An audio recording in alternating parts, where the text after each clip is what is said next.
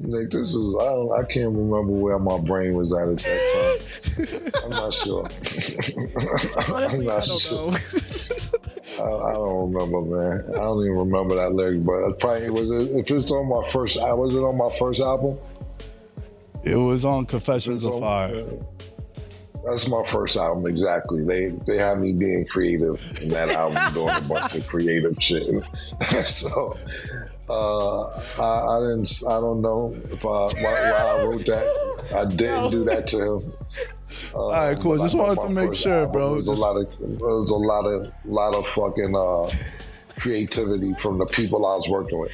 At my second album and on, you can ask me anything about any lyric, if it's a pause or whatever. My first album, it's just a classic album, but it wasn't all my creative process. I was working with other people. I had to kind of follow some ideas that they had as well. All right, no accountability. That's cool. I mean, it was new. You're like, I don't know. Like, I've never heard a response like that from you ever. Like, let's go. Because you could go. I know it was my first album and shit, but I don't know. I can't even respond to that. I have no idea. I didn't do it though. If y'all, I really did it. I didn't do it. Okay. Got it. Nick, thanks for joining us. Thank you as always. Okay. Thank y'all for watching. He's playing on probably 60%, doing as much as he can.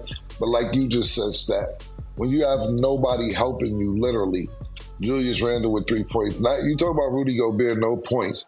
3 rebounds is crazy. Give me 16 rebounds if you're not going to have no points. 3 rebounds is just out of pocket for a big man. He like, these niggas ain't doing nothing tonight. This shit is over. So I get what he did. I would have just waited a little later because it's one of them things, too. If he didn't give him a 5, he's a sucker. You can't win for losing out here. 5, now I guess handshakes are on the time clock. You do it right after the game, or you don't do it at all. But I just think Ant-Man felt that he gave all he could give this series. If he said he knew he wasn't going back in, he knows his health better than we do. We know you got to give him credit for even coming back to play in this series. A lot of niggas was tapping out. We talk about, even Jason Tatum not playing that game 7 against the Sixers. We can't tell his health neither. I'm proud of him for coming back as soon as he did too. But these are things that we talk about. So for him to come back even to play in the series, because DiVincenzo was out, give him a lot of credit. But I think he's seen the writing on the wall and he's seen how bad his team was playing that day. Would I have done it? No, I would have waited till closer. But I'm not, Ant-Man's Ant-Man. That's what makes him him.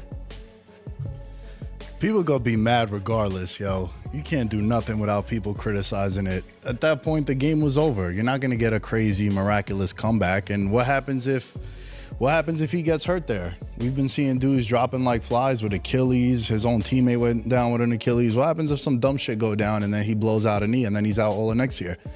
I'm a fan, yo, where if my team is down like 30 at halftime, I'm like, yo, pack that shit up, man. Pull the starters. Or if you're up 30, like the Knicks in game 4 with the Sixers, they were up like 40 points and they still had Jalen Brunson out there, Bridges, all these. It's like, yo, what are you doing? Get the Cam's boy Landry Shamet in there. Get like Kolick. Get the other guys in because you don't want some dumb shit to go down. So I just think people are gonna, if people want to be mad, they're gonna be mad about something. They'll find a reason to criticize it. If he didn't do that, like Cam said, it was like when Isaiah Thomas back with the Bad Boys Pistons, they walked off the court, they didn't shake hands with the Bulls. He didn't make the dream team, right? Like people were gonna hate on that anyway. So to me, it's like, yo, you gotta be mad about something regardless. I thought it was cool. I thought it was just like, yo, listen, we're not gonna come back. Randall and Rudy gave me 3 points combined in a must-win at home. And it's like, yo, what you want me to do? Is pack that shit up and let's just hope nothing bad happens. I agree. Real quick, sorry, Seth. I agree with you, Nick, to a certain extent. What I disagree is if Ant-Man, like I said, he's hurt, so that's why I agree with you. But this for the season. If I'm down 30 and let's just say Ant-Man wasn't, let's say he was 85%, 90%. in my brain, there's always a chance to win. This shit ain't over till maybe, I'd be down 30 in a minute 30. I'm talking about when I used to play. And I've never been played on a professional level. I get it, risk of injury and everything else. But shit, man, we don't see Reggie Miller motherfucker score 8 points in 9 seconds or some crazy shit like that. I'm not saying that that's going to happen every game. But if this is a closeout game, let me play, bro. Not Ant-Man because he's hurt. I'm just talking about the average nigga because there's niggas who sitting out for less. So that's the only part I'm saying. Don't take me out if I'm healthy and we're down 30 with 8 minutes left. We have time to do something. But if you're winning up 30, hell yeah, I definitely agree with you. Get niggas out of there because if dumb shit happens, you're going to get blamed as a coach for still having them niggas in there. So absolutely, I'm 50-50 on what you just said. Yeah. I don't know, man. They're up 30. Spurs are up 30 with 8 minutes left. Like if he did that, if he did that in the third quarter, I feel way different. But fourth quarter, it's... I don't know. I feel like it's a damned if you do, damned if you don't situation. And he's better than me because if I'm him, I'm still pissed. Like, I'm not dapping nobody up. Like, I would just wait till the end. But if that's what he felt compelled to do in that moment, so be it. Me personally, if I had to put myself in his shoes, I'm not doing it. But that's just what I would think. Because I know then, and it shouldn't be a comparison, but people were like, well, if the roles were reversed and it was Wemby, do you think Wemby's going to go do that? No. So that's one of those situations to me. I'm not doing it. I'm not dapping nobody up if I'm losing by 30. I don't care. Oh, yeah, me playing. At the end, yes. Cool. Great game. Y'all did it. 8 minutes left. Still, nah, I'm not doing it. I'm not. I don't know. They got packed up, man. It's not like, and I know Cam said the Reggie Miller thing. We saw it last year with the Knicks in that game 1 against the Pacers, where damn, I'm blanking on his name, but he hit like 7 threes in the fourth quarter. Also, when they were playing the Knicks, and it's like, yeah, that shit happens once in literally a generation, right? Because Reggie Miller did that in the '90s, and then that happened with the Knicks last year. And even so, like It happened 2 times with the Knicks last year. They was down 18 points, up 18 points, and gave up 2 leads with 18 points. It happened twice. 18 ain't 30, but it happened. Yeah, with twice. The Celtics where they came back on Boston. Yeah, but 18 and 30 is, I don't know. I think it was a wrap. Like he just knew it. He knew that if the team was playing bad too, and he was just like, yo. To Cam's point, also the last thing I think is really important, where he was hurt. He was hurt coming into the series, coming into the playoffs, and him playing. He probably was like, yo, listen, 30. We're down 30. There's 8 minutes left. We're not having it. I'm not at 100%. Let me just take myself out. He also knows he wasn't the cause. So go ahead, Cam. Yeah. No, it's just good to know about Nick. So if you play him one-on-one and game is 30 and you beat him 20-2, in his brain, he already lost. It's over, bro. I am GG's. I'm also. So if you already losing 20-2 and game is 30, I already know mentally you're going for the next 10 points. Thanks for letting me know that's the type of nigga you is. Yeah, I can't front. I'm a sore ass loser too. I don't be doing handshakes if I lose. Like Clearly not sore enough. I'm one of them too. You can't be sore enough. Yeah, but like, yo, you gotta be realistic too, though. Yeah, but you don't. I don't know. Maybe I'm delusional because even if I'm not good, I played in Larry's 50+ league. I wasn't the best, but I'm gonna tell you I am. I want to win. I'm one of them niggas too until the clock hits 0. It's a chance. You got to think about this. We was talking about football earlier. Imagine Caleb Williams had that attitude towards the end of the season. All them miracles he ran across for fucking 2 seconds left, however many seconds left. It was a miracle every fucking game with Caleb Williams. Yeah. Just about leading up into the playoffs, man. They were down. If you're counting against, I understand what you're saying, but the chances, if I understand you saying it was a chance, I know what you're about to say, yo, it was a chance. They was down this, they could have scored. It's not 30 points. But imagine he had that mentality to where, man, is somebody gonna catch a Hail Mary? They throwing Hail Marys and shit. I bet you the odds, if you went to the odds, 1 minute left before the game was over, who's gonna win this game? The odds were probably crazy that the Bears were gonna win that game. So I get what you're saying. It was still a chance no matter what you're about to say. It's not 30 points. But you just never know, man. I'm not mad at your opinion. I'm just giving you my opinion. Nah, for sure. And yeah, that's exactly what I was gonna say, Stat. Like he's down 2 possessions with 4 minutes left. They're not down 9 possessions. Yeah. You know, and a sport like football where these guys are getting beat up, like, you know, take the starters out. And even in the NBA too, like, yo, we've seen it happen time and time again where a guy gets hurt on some dumb shit. And then Cam mentioned it in passing how the coach is like, well, why'd you do that? Why'd you leave him in? Didn't you know the game was over? But then if he pulls them, it's like, why didn't you leave them in? Yeah. You giving up on your team. So that's what I was saying when I started this whole point. Like, yo, you're not going to win. People are going to find some shit to be mad about anyway. Yeah. Udonis Haslem said that he wouldn't want to play for Ant-Man because he showed weakness as a leader. I don't know about all that. Like he's clearly the alpha on the team, and I don't think his leadership has ever been in question. Yeah. I think he was a realist. He's like, yo, I got 3 combined points from the guys that I needed to get 30 combined points. Like Randall's supposed to be the Robin to my Batman, and I'm getting 3 points from him. Yeah. Pack that shit up. Let's go home. Get this vacation started early, and we'll be back next year. Let's get this vacation. Yeah, let's get this vacation going, bro. 2 different mentalities still, but I see what you're saying. Yeah, and I gotta go with Udonis Haslem because I wouldn't want you on my team. You tapped out with 8 minutes left to go, man. You talking about vacation, and it's still time on the clock, man. Bro, if I'm Batman and you Robin and you got me 3 points, yeah, bro, I'm thinking about Columbia. That's what I'm thinking about with 8 minutes to go. I want to get out of here. Think about this, right? So think about the game today, right? Did James Harden, he's supposed to be Robin. What kind of game did he have? Yeah, but they were up 30. Yeah, but I'm just saying, what kind of, did he contribute? Nah, he gave you a real factor. Nah, he didn't. He gave you what he always gives you in a big game. You got what you expected. All right, so if Donovan Mitchell had that attitude, like, look at my Robin, I'm packing it up. This nigga's not doing nothing.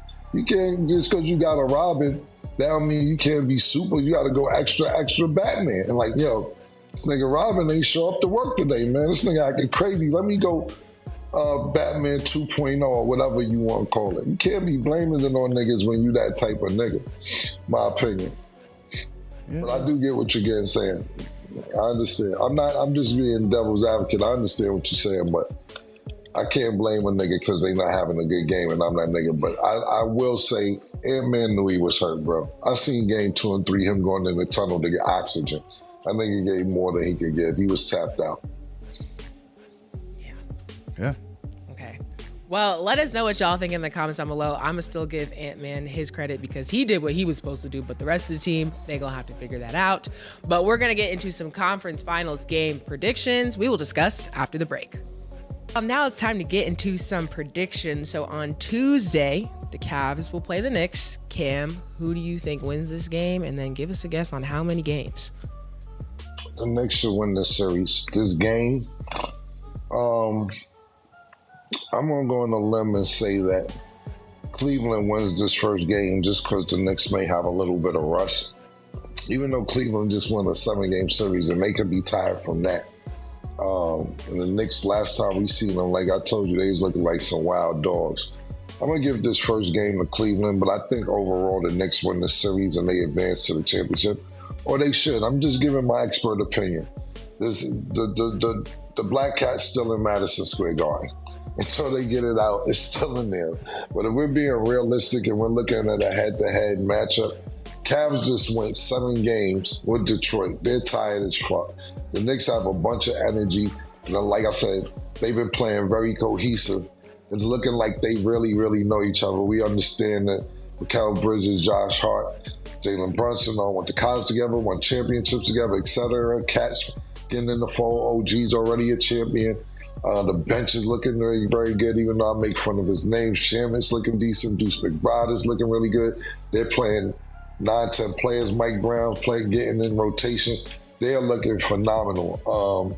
But this is how bad if the Cavaliers want it. You know, we talked about it already. We just talked about last segment, James Harden and Donovan Mitchell's reputation. James Harden hasn't been to a championship since his second year, whichever year it was when he played with the Oklahoma City Thunder, and he was actually coming off the bench.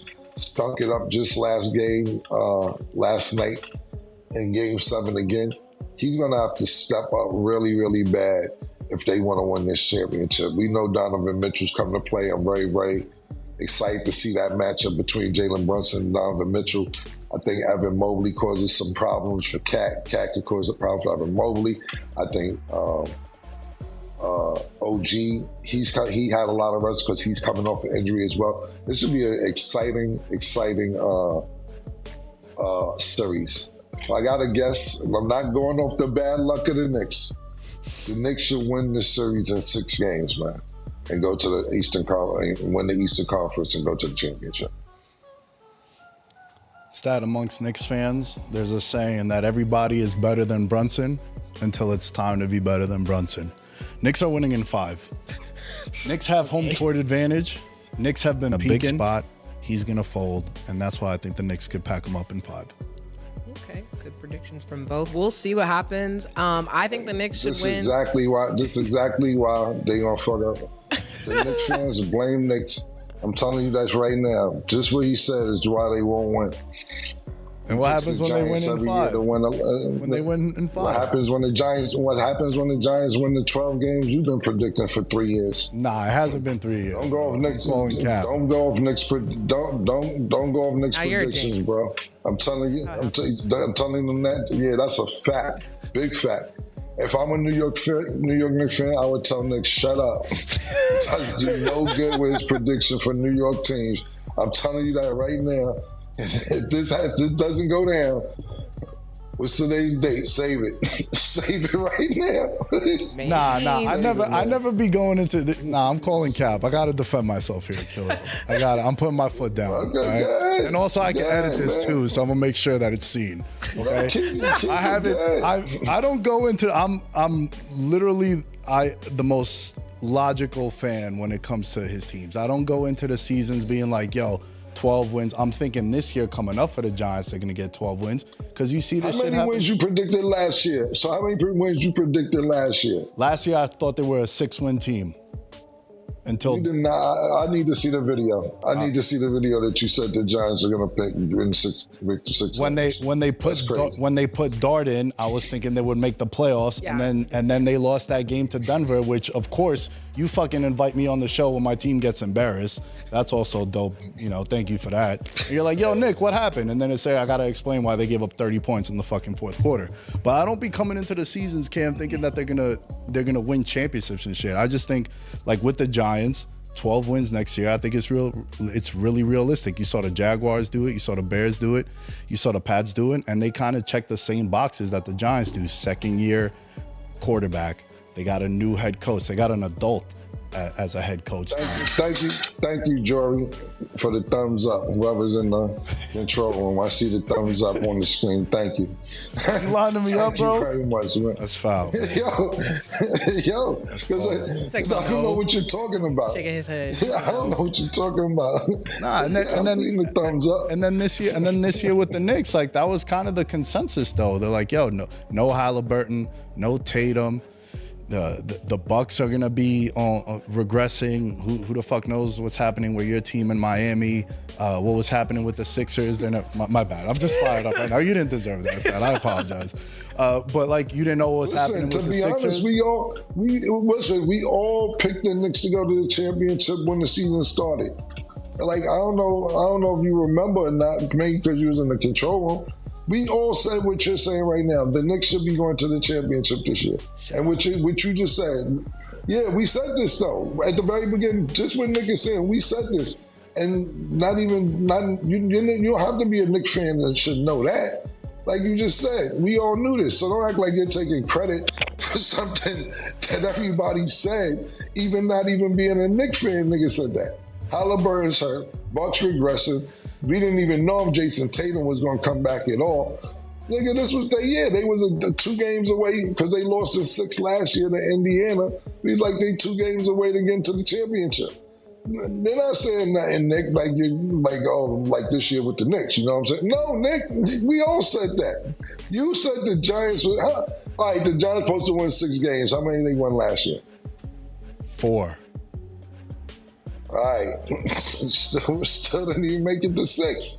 That's what I'm saying, man. Don't go with this guy, y'all. I guess. I'm telling you, bro. Not a bad guess. Do not go with this guy. Not too far. Don't go with this guy, man. Go ahead, Nick. My bad. I didn't mean to cut you off. Go ahead. My fault. Nah, you good, man. Just know I'm making note of all this because if they win 12 games this year, 12. yeah, the Giants are going to be what the Bears were this year in New England. Yeah, 100%. Yeah, without a doubt. Yeah, Dart is winning I thought MVP. he was gonna say me like 7, 8, 12. Just wait. All right. Just wait. It's a waiting game. Knicks in 5, and Knicks in 5. I could have swear it was more than 6 games he guessed, but I'm gonna go with him. I'm gonna take his word. I think he did say 6. I don't fully remember, but that sounds about right. Nah, I really don't. On some real shit, I don't go into the year being like Cowboy fans or Raider fans out That's here in what you Vegas. sound like now, though. Yeah, but I'm laying out. I'm giving you reasons why. They're just like, yo, it's our year. I'm telling you. Yeah, reasons that make sense to you. Nah, Same it's way just- reasons make sense to Cowboys fans. No. This is legit. It's NFL history. It's shit that happens all the time. I'm just telling you what you sound like. I know, but they won like 2 games in 1-score games, right? That's a really important fact, right? Okay. Where if a team goes 8-0 in 1-score games, you can't account for that to happen next year. There's always regression. And the Giants lost a ton of games by 1 score. They had a lot of guys injured. They fired their head coach. But now they got a second-year quarterback who showed that he's a 2026 quarterback, right? Okay. He's not an old school pocket passer. He's part of the new era of quarterbacks. They got a young core defensively. They got a great defensive line. They had 2 picks in the top 10. They got John Harbaugh. You saw what he was doing in Pittsburgh all those years. We're back, yo. That's all I'm saying. But let's not turn this into a football Baltimore. thing. But I'm telling you what you sound like. Yeah. I love the optimism. 12 is a lot. I'm just saying 12 is a lot. Because I was on that train too, but 12 is a lot. So we'll see what happens. I'm just going to say regarding this Knicks game, Knicks should win the series, but I do think if it goes to game 7, don't let it go to game 7. The Cavs are going to win. That's what I'll put out there. So don't let it get to game 7. That's all I'm going to say. Okay, this next series, OKC versus the Spurs. This is the series. Cam, who do you think wins? And they are saying that Jaylen Williams is supposed to return. He's listed available. We'll see what happens tonight. But what do we think, Cam?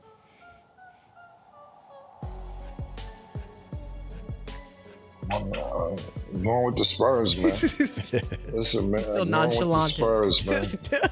Nah, because it's a very, very hard series to decide, to be totally honest with you. I think J Dub returning could fuck them up, to be totally honest with you.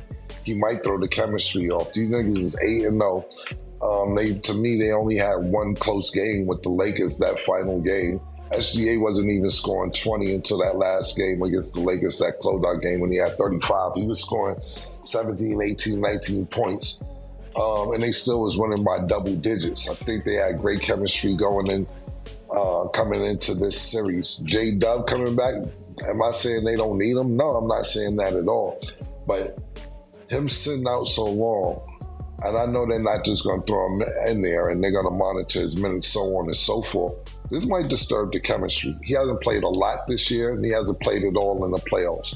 Does he know each other? Do they know each other? I'm talking about OKC. Yeah, they won a championship together. But I'm not sure how this is coming back. But I know one thing. The Spurs look like a well-oiled machine right now, and Wemby looks like he wants it more than anybody. You got to realize, though, when you're dealing with SGA, you just don't know. He keeps a poker face on. I've really already been a fan, but I really, really became a bigger SGA fan when he's clowning Dylan Brooks. And clowning Devin Booker. And you're like, this nigga's clowning niggas. He's having that much fun with it. This is just be an outstanding series. I want the referees to let them play because we know that SGA, he shoots more free throws than anybody. And I'm not one of them niggas to say he doesn't get fouled, because a lot of niggas be like, yo, this nigga's foul baiting. The referees are wearing SGA sneakers, et cetera, et cetera, et cetera. But this should be an outstanding matchup, man. And I think the experience goes, the experience goes to OKC, but it just looks like Wemby wants it more than anybody else. And he getting everybody else lined up with that. You can see the toughness on De'Aaron Fox's face. You see the toughness on Stephon Castle's face. But when you got somebody 7'4" who wants revenge on Chet for the Junior Olympic Championship that he didn't win, they lost by 2 points in 2020 or whichever year it was, I believe Wemby's on a different mission, man. So I'm going with the Spurs. I think it's going to take 7 games, though. I think game one, the winner of game one wins this series. And I know it's crazy because it might go 7 to Cam's point, but I really think it sets the tone because the Spurs have been calling out the Thunder all year. They're 4-1 against them in the regular season. They just have their number. They match up really well with them. And I think if they go and they win that, it sets the tone for the rest of the series. But if the Thunder win, they could carry themselves like, yo, it's playoff time now. That shit don't matter in the regular season. But if the Spurs go into OKC and they win game one, and especially if they could beat them by double digits and kind of like put it on them, I think that sets the tone like, yo, that regular season shit wasn't a fluke. Because, Cam, you know this, we talk about this shit all the time, how like, we don't really care about the regular season. The players don't even care about the regular season. So the Thunder might be saying to themselves like, y'all can have that one and that 4-1 record against us. Now it matters. So that's why I think I'm putting a big emphasis on game one. And if you look at conference finals history, 78% of the time, the team that wins game one goes on to win the series. And I really think for this matchup in particular, the winner, I don't feel that way about the East, whoever wins game one. But I think for the West, the winner of game one goes on to win the series because the perspective of both teams and how they're going to go about the rest of the series, I think it's going to dictate everything. Okay. We will see if it sets the tone. So game one tonight, obviously we know it's going to be a good one. We'll see who wins and if your stat is right. But we'll come back and be able to revisit that to see if you're in alignment with what you said. Now let's get into SGA. So he has won his second consecutive NBA MVP award. He became the 14th player to win back-to-back. Cam, do you think he deserved it? And what do you think about him winning this award? Yeah, I really do believe that he should have won. Absolutely. You got to think about this. This is fourth straight year of averaging 30 points or more, 31.1 points per game, 6.6 assists, shooting on 55% from the field as a guard. Broke Will Chamberlain's record this year as well. Shot the most, made the most free throws. SGA is a real problem. Not only that, as much as, you know, we got to give the whole OKC Thunder a lot of credit, but they maintained that number one spot for the whole year. It wasn't anybody close after probably November. So does he deserve it? Absolutely, he deserves it. But that's why I believe, and I know I'm going backtracking to our last topic, that's why I believe Wemby and these guys should win, because Wemby was lobbying for himself to get MVP as well. Joker came in second, Wemby came in third as far as voting is concerned. But SGA, absolutely. I think as long as Wemby stays healthy, next couple years, the MVPs are going to be his. But this year, I think Shea deserved it, so congratulations to Shea. Yeah, it's hard to argue against it. Back-to-back, rightfully so, best record in the league. Also, back-to-back years, too, he barely plays in the fourth quarters because they're up 20, 30 points. Yeah. So everything that he's doing, he's really doing it in 28 minutes, 30 minutes. I think that gets factored into it too, where like Cade, we talked about it a couple weeks ago where, if he gets subbed out, the whole team fucking collapses, right? Yeah. And with the Thunder, yeah, they're loaded, but it's all on him, and he just carries them, and he sits so often in the second halves, fourth quarters, and I just think even with the foul baiting, people call him a foul baiter. You know how I feel about that stat. I feel like, he just mastered the art. you can get away with it. Yeah, if you can get away with it. And also, like, there's an art form to that. Why can't other players draw the fouls like he can? He just knows how to position himself and get the right calls. So it's hard to disagree with it. I think the right guy won it. Yeah, no argument there, and definitely congrats to him. But that is all the time that we have for today, Nick. Hold on, can I ask? I want to ask Cam something. Yeah, go ahead. Because I was fired up. Yo, you had a lyric. My grandfather got me mad and I peed inside his orange juice. Ask him if it's tangy when I'm angry. Why'd you do that, bro?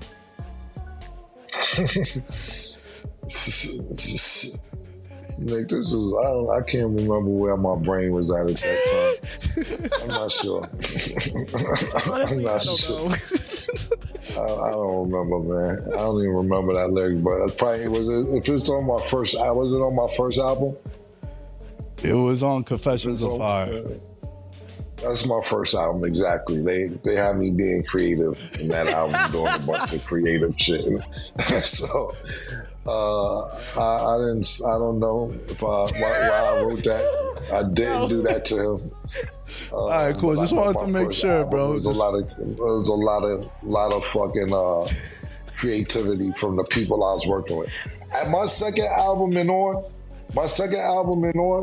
you can ask me anything about any lyric, if it's a pause or whatever. My first album, it's a classic album, but it wasn't all my creative process. I was working with other people. I had to kind of follow some ideas that they had as well. All right, no accountability. That's cool. I mean, it was new. You're like, I don't know. Like, I've never heard a response like that from you ever. Like, let's go. Because you can go. I know it was my first album and shit, but I don't know. I can't even respond to that. I have no idea. I didn't do it though. If y'all, I really did it. I didn't do it. Okay. Got it. Nick, thanks for joining us. Thank you as always. Okay. Thank y'all for watching. Picture this for a moment. It is the late 1990s and hip-hop is reaching an incredible level. Bad Boy Records is dominating New York, and the rap scene is more competitive than ever. At the center of it all are two amazingly talented artists from Harlem, Maze and Cameron. They are in the studio together, writing music, sharing ideas, and sometimes questioning each other's lyrics. Both men grew up in the same rough neighborhoods, experienced many of the same struggles, and developed a special talent for putting powerful thoughts into words. Their connection goes far beyond music because they understand where each other comes from. One day, Maze hears one of Cameron's lyrics and simply asks, "Yo, Cam, what did you mean by that line?" It sounds like a small question, but it actually says a lot about hip-hop culture and the respect that existed between serious artists. Many people never think about moments like this because they only hear the finished song. They miss the conversations that happen behind the scenes, where artists challenge each other, explain their ideas, and make sure every line has a purpose. Long before Cameron became the well-known leader of Dipset, before the pink fur coats became part of his signature style, and before Oh Boy became one of the biggest songs in the country, he was building his reputation during a time when lyrics meant everything. Back then, every verse mattered. Every line had to be carefully written because fans listened closely to every word. Rappers earned respect through clever writing, original ideas, and meaningful messages. There was little room for weak bars because listeners expected every lyric to carry weight. Maze had his own unique style. He made rapping seem easy with his calm delivery and smooth flow. Even though he sounded relaxed, he paid close attention to every detail. He was always focused on the music and always listening carefully to the lyrics around him. If something did not make complete sense, he was not afraid to ask about it. When he questioned one of Cameron's lines, it was not because he wanted to criticize him. Instead, it showed honesty and mutual respect. Great artists are comfortable asking questions because they care about making the music as strong as possible. This is something that many casual listeners never fully understand.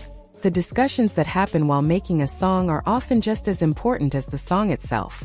When talented rappers sit together and break down a verse line by line, they are doing deep creative work. They examine every word, every rhyme, and every hidden meaning.